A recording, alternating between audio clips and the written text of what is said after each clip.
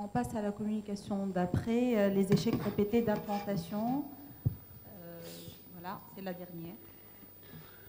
Bonjour à tous, merci à l'équipe organisateur, surtout merci à vous pour encore rester à cette dernière communication. Alors, je vais vous expliquer aujourd'hui un petit peu qu'est-ce que c'est ça, les échecs répétés d'implantation. Et on va déjà vous expliquer quelle est mon opinion, les conclusions, après un petit peu de regarder la littérature. Alors, qu'est-ce qu'on propose? Hystéroscopie diagnostique et scanning endométriel dans les cycles précédents avec un cryotransfert de blastocyste, plus ou moins avec PGS, plus ou moins un transfert personnalisé, avec héparine si on a des thrombophilies, et l'aspergique si on a des antiphospholipides positives. Alors, et comment on va arriver à cette conclusion? Alors, l'objectif final, toujours quand on a un problème d'échec d'implantation, c'est d'arriver à avoir cet enfant à la maison. C'est l'objectif comme médecin gynécologue qu'on doit arriver. Le problème, c'était qu'on a déjà des échecs à répétition. On sait que c'est toujours un procès frustrant pour les futurs papas, mais aussi pour les médecins. Alors, on sait que la fenêtre d'implantation, c'est très serré. On sait que ça arrive habituellement entre 5 et 9 jours après l'ovulation. Et à ce niveau-là, c'est un procès complexe. Et c'est, on peut dire, une invasion contrôlée dans les temps et l'espace. À ce niveau-là, il y a 3 parties importantes, une apposition, une adhésion et après une invasion. À ce niveau-là, toujours, quand on commence à regarder tous les facteurs possibles, nous sommes un peu hypnotisés. Pourquoi? C'est un procès très très complexe, d'accord? Et au niveau moléculaire, on ne connaît pas tous les éléments. Alors, on a un premier problème, d'accord? Qu'est-ce que c'est exactement ça de l'échec d'implantation?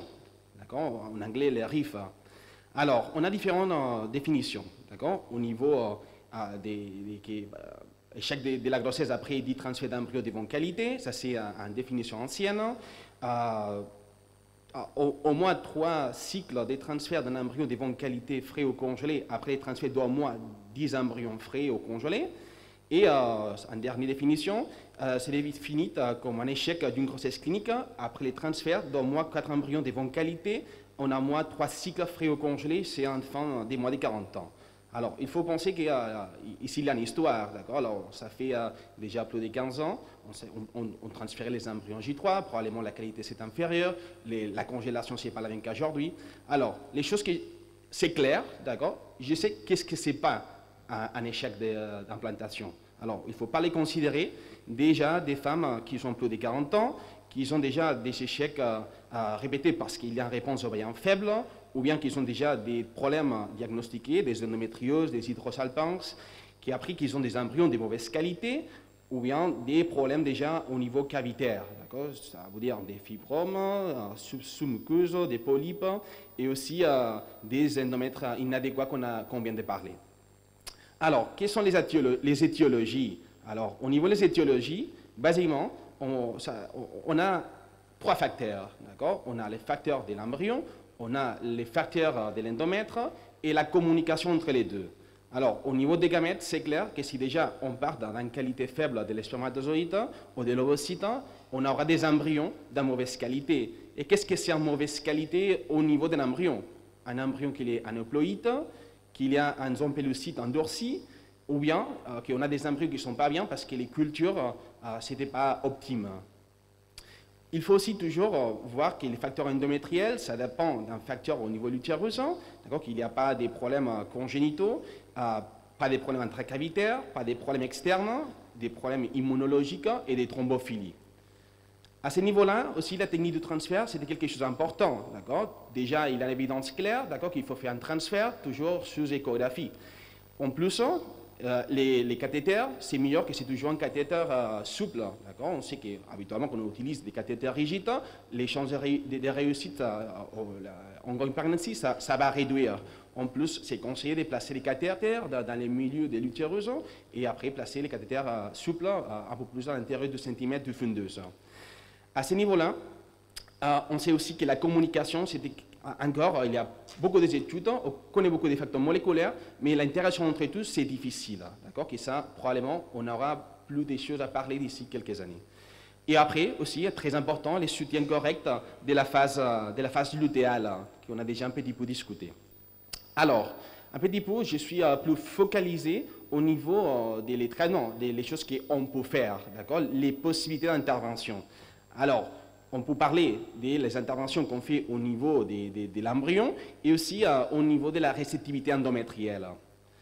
Déjà, la Cochrane, il avait déjà fait plusieurs évaluations, d'accord, des différents traitements, et les problèmes que la majorité des procédures qu'on propose aux patients, il n'y a pas une évidence suffisante, sont très hétérogènes, ou bien déjà les données, on peut dire que c'est très différent entre les standards de quelques techniques spécifiques. Au niveau des gamètes et des embryons, d'accord, au niveau du gamète masculin, qu'est-ce qu'il peut faire, d'accord? On peut proposer, d'accord, si on a un spermiogramme altéré, un test de fragmentation. Dans les cas qu'il est altéré, déjà, on peut essayer de soit donner des antioxydants et aussi proposer une technique d'ICSI, qui est probablement les facteurs de la fragmentation au niveau des champs simples, on va l'éliminer, que c'est plutôt lié à l'échec d'implantation.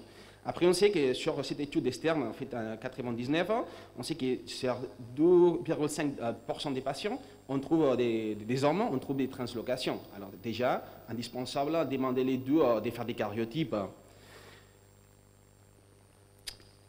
Au niveau aussi des études encore un peu controversées, parce que c'est en plus quelque chose d'agressif, on peut déjà dans des spermes de qualité faible, on peut récupérer quelques spermatozoïdes, si ça valait le coup des biopsies directement au niveau testiculaire, pour essayer de diminuer cette stress oxydative, alors controversé. Au niveau des assisted hatching, alors il y a déjà 3 méta-analyses différentes qui arrivent à la même conclusion. Les assisted hatching, ça ne nous aide pas. Au niveau des diagnostics implantatoires, alors c'est controversé.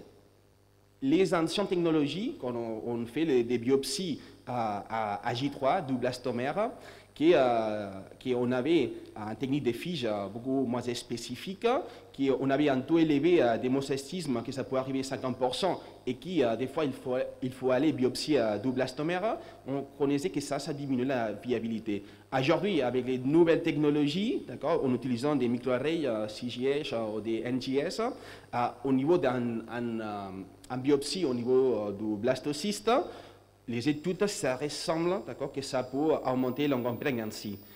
Mais il faut plus de données. À ce niveau-là, un petit incise, sûrement, au niveau des diagnostics implantatoires, on a différentes moyennes de pouvoir analyser les matériels au niveau de l'embryon. Il faut voir que pas seulement on regarde les anéuploïdies, en fonction de quelle technique on utilise, surtout les dernières technologies, ça nous permet aussi de tester beaucoup mieux les mosaïcismes, des triploïdies, aussi des duplications, ou bien aussi la charge mitochondrielle, quelques matières qui déjà, ça commence à être en mode. Au niveau aussi des études liées, on a vu qu'au niveau de l'analyse des blastocystes, on parle en général des couples infertiles, on voit qu'on a vu que l'anéuploïdie c'est plus important dans les couples qui ont des problèmes d'infertilité en comparaison avec les couples qui n'ont pas. Les choses que je peux déjà vous assurer, que je vous conseille à tout le monde à les faire, si on a la possibilité d'avoir des bons embryons, c'est toujours de faire un transfert au blasto. L'évidence est déjà assez claire, on sait que nous avons l'implantation, il y a une meilleure synchronisation au niveau de l'endomètre et l'embryon, parce que c'est dans un moment plus proche à le moment de l'implantation. Ça nous permet de sélectionner les embryons, et on sait que ça nous augmente les nouveau-nés, que c'est un petit peu l'objectif. Au niveau de la réceptivité endométrielle, que c'est les points complexes. Ensuite, toujours, si on a les doutes que ça peut être un problème embryonnaire grave, et on a tenté tout, toujours, si les couples l'acceptent, il a toujours l'option du don. Au niveau de la réceptivité endométrielle, on avait déjà un petit peu parlé au niveau de l'escratch endométriel. Alors, au niveau de l'escratch, c'est toujours controversé, Qu'est-ce qu'on conseille? Au niveau des couples qui sont des échecs à répétition, On a vu avec cette étude des lecteurs POCDAR, de l'équipe anglaise, que les scratch, d'accord, on peut obtenir entre 28 et 48% des possibilités de naissance vivante en comparaison à ne pas les faire. Important, si on fait les scratch, on les conseille de les faire dans les cycles précédents à lesquels on va faire les transferts. Pas les faire dans le même cycle parce que sinon ça va réduire les chances. Les choses qu'on a déjà un petit peu discuté avec le Dr Guiven, c'est basiquement au niveau de l'escalage endométriel dans la population générale. Pour l'instant, il avait imprimé Review Corlan 2012 qui ça ressemble un petit peu qui peut aider, mais les derniers, il ne conseille pas. Alors, les scratching endométriel, pas pour tout le monde. Sur cette population spécifique, ça peut avoir un effet. Au niveau de l'hystéroscopie, sur cette étude de Karalsan, l'équipe turque en 2010, et il avait fait des hystéroscopies. Tous les patients ont commencé la FIP et ils se sont rendus compte qu'il y a un 22,9% des pathologies intracavitaires sous-estimées. Alors, soit des endométriomes, des fibromes, des altérations des mullériennes. Alors, probablement, c'est un conseil. De toute façon, au niveau de l'hystéroscopie diagnostique, il y a des études qui nous favorisent, des études que les grossesses cliniques, ça nous augmente, et ils conseillent de les faire dans les cas des RIF chaque 2 ans, s'il faut les répéter. Et aussi, déjà, il y a un possible effet d'esclavage endométriel. Alors ça, déjà qu'on a un petit peu parlé, ça c'est déjà une chose qu'il est testé. Le seul fait de faire une hystéroscopie sans rien faire, ça n'a fait aucune intervention spécifique, il peut avoir un effet de scratch, qui peut aider. Après, il y a une analyse qui est multicentrique, qui s'appelle Trophy, qui avait sorti en 2006, qui il arrivé à une conclusion contraire, qu'il ne trouvait pas d'indication. Au niveau des fibromes, alors on a déjà parlé, on suppose que quand on commence à faire les traitements, on a déjà testé que vraiment il n'y a pas de fibromes qui nous empêchent. Déjà, aujourd'hui, il faut opérer les fibromes qui sont 0, 1 et 2, et les qui sont subséreuses, d'abord, il ne faut pas les opérer, sauf pour nous empêcher au niveau de la ponction folliculaire. Et après, entre les fibromes 2 et 5, c'est un peu variable. D'abord, il ne faut pas les opérer, mais il y a aussi des études un peu controversées qui disent déjà qu'un fibrome qu'il peut mesurer plus de 3 cm, déjà ça peut influencer sur la vascularisation. Au niveau des médicaments pour augmenter les flux vasculaires, alors il y a aussi plusieurs médicaments qui sont déjà utilisés. Les problèmes au niveau de l'évidence qui nous marque à l'écornance, c'est que les études sont très diverses, ne sont pas comparables. Alors, c'est un peu difficile à pouvoir comparer. De toute façon, ils disent qu'il peut y avoir une augmentation sur les résultats, par contre, faible. En plus, les choses qui sont évidentes, c'est qu'ils nous augmentent de façon importante les complications liées à ce traitement fluidifiant. Basiquement, ça nous augmente les problèmes de tachycardie et de céphalée au niveau de ces patients. Un autre propos, c'était... attendez, excusez-moi.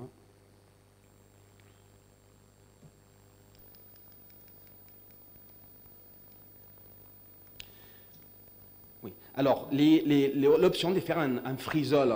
Alors, on sait que les taux hormonaux superphysiologiques dans la phase folliculaire, ça peut entraîner une diminution de la réceptivité de l'endomètre et une diminution de la réceptivité de l'embryon utérin. Alors, déjà cette étude nous avait montré un petit peu qu'il y a une différence significative des frisoles et fait un transfert dans les cycles d'après. Ils ne sont pas encore indiqués si c'était un cycle avec des traitements substitutifs ou des cycles naturels, mais bon, quand même, il va plutôt pour diminuer ce pourcentage. Au niveau de s'il faut faire un transfert personnalisé, c'est intéressant de connaître qu'au niveau de la littérature, déjà, c'était décrit qu'on peut dire qu'au niveau de l'échec récurrent d'implantation, les problèmes de réceptivité, ça peut être un problème qu'il y a un décalage au niveau des moments qu'il aura l'implantation, ou bien que c'était une implantation pathologique. À ce niveau-là, on a déjà des tests commerciaux qui, à travers des technologies de microarrays, nous permet d'identifier des récidités à travers la transcriptomique, la fenêtre d'implantation. Alors, sur les études faites pour les groupes de Ruiz Alonso et Majan, ils ont vu que quand même les 25% des patients des RIF, ils peuvent avoir déjà un décalage. Dans ces cas, aussi, il va plutôt aussi à faire ce traitement des frisoles, parce que de cette façon, après, nous permet d'augmenter, décaler la date de transfert liée à les numéros des jours qu'il faut faire la progestérone. De toute façon, aussi, les choses qui m'apparaissent très intéressantes, c'est toutes les études des Maclon, de l'équipe d'année, ils disent que ce problème des récidités endométrielles, c'est en continuation sur les problèmes des fausses couches à répétition. Alors, si on a une réceptivité très élevée, mais ce n'est pas sélective, ça veut dire si on peut avoir un embryon qui est anéuploïde, si on a un endomètre trop réceptif, ça va accrocher. Et après, ça va devenir une grossesse qui n'est pas évolutive. Et le cas contraire, si la réceptivité c'était déjà très diminuée, mais c'est très sélective, on aura ces échecs d'implantation. À ce niveau-là, alors, tous les tests des WinTest, ça pourrait être une option, mais encore, WinTest dira, ça nous manque encore un peu plus de données. C'est une chose qu'on peut offrir, mais il faut compter que c'est seulement 25% des patients avec RIF qui peuvent avoir ces problèmes-là. Au niveau de l'immunothérapie, alors, il y a déjà des différentes études. Alors, je vous présente un petit peu toutes les études du Dr Lédé, alors qu'il avait fait des études au niveau des natural killers utérins et les différents niveaux qu'il peut avoir des sous-activations endométrielles et suractivations endométrielles. De cette façon, en fonction de l'autre, donner un traitement adapté. Et qu'est-ce qu'il propose? Alors, si on a une sous-activation, basiquement, il propose de faire une biopsie à J21 dès le cycle précédent, diminuer la charge d'estrogène, en exposition du liquide séminal et accéder en phase lutéale. Et si on a les contraires, en dépendant si c'était avec des natural killers cytotoxiques ou bien si sont immatures, on ne fait ou pas les scratch. Après, il faut augmenter les dosages d'estrogène, diminuer la progestérone, et après traiter cette hyperactivation avec des corticoïdes et vitaminés plus des parines. Alors, pour l'instant, encore, ce sont des études expérimentales. Alors, ces études sont intéressantes. Probablement, aussi, sur cette nouvelle étude, on voit qu'habituellement, il marque qu'il y a une dérelation assez importante. De toute façon, si on regarde des guides comme les guides des britanniques, ils nous disent que pour l'instant, ce n'était pas une chose assez claire, que ce n'est pas la même chose les natural killers utérins que des sangs périphériques. Et pour l'instant, en plus, il faut standardiser les différentes études. À ces fonctions-là aussi, au niveau de l'immunothérapie, vous pouvez voir, il y a encore beaucoup plus de différentes options qu'on peut faire, toujours encore expérimentales, pas suffisantes data, mais probablement au futur, on pourra les proposer. Pour l'instant, pas d'évidence suffisante. À ce niveau-là, la immunothérapie, on la voit comme ça, c'est assez complexe, il y a beaucoup de facteurs, alors il faut un petit peu nettoyer un petit peu qu'est-ce qu'il y en a pour pouvoir sélectionner qu'est-ce que c'est intéressant ou pas. Au niveau de l'héparine, qu'est-ce qu'il faut faire avec les patients? Il faut donner tous les patients, seulement les patients qui ont des thrombophilies. Alors, il y a différentes déjà publications avec cette méta-analyse, et au niveau de cette méta-analyse, les choses qu'on voit, c'était que quand déjà il y a un facteur de thrombophilie, il y a déjà une signification importante pour donner l'héparine. En plus, on sait que chez les patients dérives, c'est beaucoup plus probable de trouver quand même deux facteurs de thrombophilie altérés. Par contre, s'il n'y a pas aucun facteur diagnostiqué, on sait que ça peut avoir un peu plus d'influence positive, mais pas suffisamment significative pour les conseiller à tout le monde. Au niveau des patients, avec RIF, conseille toujours faire des études de thrombophilie. Si on voit un petit peu les statistiques, aussi, si on trouve des antiphospholipides, on voit aussi que chez des patients infertiles, il y a 8%, 9% au niveau des RIF et 11% au niveau des fausses couches à répétition. D'accord. Alors, et l'aspergique, est-ce qu'il faut les donner? Alors, pour les patients infertiles avec RIF, pour l'instant, il n'y a pas d'évidence. Seulement, je vous conseille à traiter les patients qui ont déjà des problèmes d'antiphospholipides. Autre mesure, d'accord, mais autre mesure qu'il faut analyser, basiquement, écarter surtout qu'on n'a pas un frein diagnostiqué des problèmes d'endométriose. aussi écarter l'hydrosalpinx. Il faut considérer que l'hydrosalpinx, des fois, avec les estrogènes, ça peut aller et venir. C'est pour ça que des fois, on les voit et des fois, on ne les voit pas. Des transferts difficiles, il faut les prévoir, d'accord? Parce que toujours, si on voit un transfert compliqué, bon, on peut essayer de faire une dilatation ou bien essayer de faire avec d'écho. Hygiène de vie, alors n'oubliez pas les patients obèses, d'accord? Conseillez à faire des pertes de poids, d'accord? Activité physique, on sait que ça a une influence importante. Et aussi un soutien émotionnel pour les patients. On va considérer que ces patients, ils ont un long parcours au niveau de l'AMP. Et aussi, habituellement, c'est en charge physique, morale et aussi des fois économique. Voilà, mes conclusions, c'est mes conclusions en opinion, mais toujours ça, c'est sûr que ça va changer. Alors, j'espère que vous avez bien profité et merci de votre attention. Merci à vous pour cette excellente revue de la littérature. Est-ce qu'il y a des questions dans la salle? Mahmoud. On demande à l'assistance de rester en place parce qu'il y aura la clôture dans ces journées. S'il vous plaît, on reste assis. Juste deux petites questions. Je peux. Alors, bravo pour cette belle présentation pour un thème extrêmement difficile et on se plante tous devant ce problème des échecs répétés. Alors, je voulais avoir votre avis. Je reviens du congrès de l'ASRM et j'ai assisté à un débat entre les défenseurs, qui étaient pour la plupart des personnes qui avaient des centres qui faisaient le PGTA, et les contre cette technique qui reste controversée. Alors, les défenseurs du PGT disent que s'ils arrivent à identifier un embryon euploïde, quel que soit l'âge, il va s'implanter. Que pensez-vous de cette affirmation? Alors, ça, c'est toujours une affaire très controversée, comme vous connaissez bien. Alors, ça, c'est vrai, d'accord, mais les choses qu'on va faire si on fait un PGS, probablement, c'était, on va avancer les temps que cette famille va tomber enceinte, d'accord, mais la probabilité de tomber enceinte, il va rester la même. Hein. Alors, qu'est-ce que ça veut dire? Alors, probablement, si on compte la probabilité de réussite par transfert, probablement, si on compte seulement les transferts à faire, probablement c'est beaucoup mieux, parce que c'est sûr qu'on a fait déjà une sélection. Si on compte pour cycle commencé, ça va nous diminuer la possibilité. C'est probable qu'il y aura des cycles qu'on n'aura pas d'embryon. Alors, toute cette controverse des diagnostics implantatoires, il y a beaucoup de facteurs médicaux, mais aussi il y a des facteurs au niveau des business, surtout au niveau des cliniques américaines.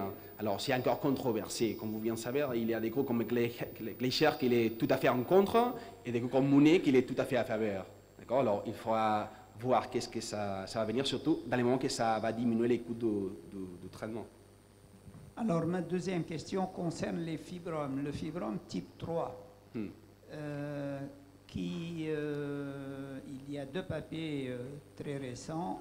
L'un intéressant les 3 cm, le deuxième intéresse le 2 cm, où l'on ne parle plus de facteurs mécaniques comme dans le sous-muqueux, mais d'effets délétères sur l'endomètre, et ce serait la raison de l'échec d'implantation. Donc, faut-il de là à se précipiter sur les types 3 de 2 cm en sachant qu'ils sont difficiles à enlever par hystéroscopie? Je ne sais pas dans la pratique, dans votre pratique, si qu'est-ce que vous faites devant ces fibromes type 3 de 2 ou disons de 3 cm. Alors, il faut voir que les fibromes type 3, habituellement, ils ne malforment pas la cavité. Alors, les choses qu'on fait, alors toujours, il faut évaluer. Alors, si c'est les seuls facteurs qu'on peut diagnostiquer à ce niveau-là, alors avant d'essayer de faire une intervention chirurgicale, plutôt, on va conseiller de faire l'acétate de l'ipilistale, hein, d'accord, des modulateurs de la récepteur de la progestérone, pour voir si quand même on peut les réduire. Alors, quand même, on peut proposer à faire quand même un cycle à regarder, et si on a vu une réduction suffisante aller vers un transfert, sinon encore faire un deuxième cycle. D'accord. Après, opérer des types 3, alors c'est difficile. D'accord. Alors il faut voir l'effet de bénéfice. Mais plutôt de l'opérer directement, d'emblée, surtout s'il n'y a pas une malformation au niveau de la cavité, on conseille plutôt de faire un traitement médical pour essayer de la réduire.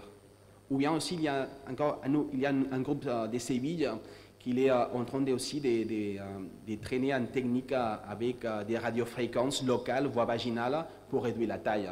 Que ça peut être aussi une option qu'il faut plus de data, mais les résultats préliminaires sont très intéressants. Une dernière question, Dr Halouani. Oui, j'ai vu que vous avez cité le travail de Nathalie Lédé.